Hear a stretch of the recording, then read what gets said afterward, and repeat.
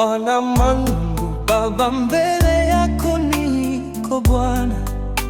Yesu, nashukuru kwa mengi Baba, kwanza kwa uzima, maana Bwana mwaka jana wengi ardhi imewabeba Bwana.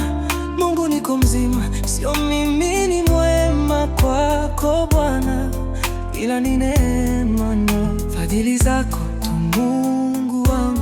Asante kwa familia, ndugu, jamaa na marafiki Bwana, mbele zako Mungu nakuja hivi. Mungu, kuna wanaume wamekuwa kama wanawake na kuna ndoa pia zao. Mungu wao ndio Sodoma na Gomora hii.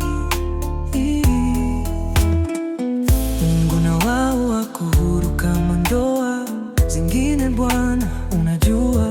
Mungu, kuzaliwa mwanaume kwanza na shukuru, lakini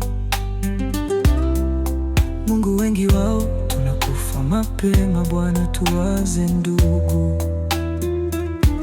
watoto, mapenzi na ufalme wako Mungu, ila da wewe Mungu umesema tutafute ufalme wako kwanza, mengine yatafuata. Lakini Mungu wangu, kwamba tumesahau amri zako, mbona wanaume tunafanya unyama sana Bwana. Ndoa chanzo sisi Bwana, watoto mtaani chanzo ni sisi Bwana, na waza sipati jibu Bwana. Au ndio Ibilisi anatutuma tufanye haya yote, mwisho tuwe wote kule kwenye hasira yako Bwana.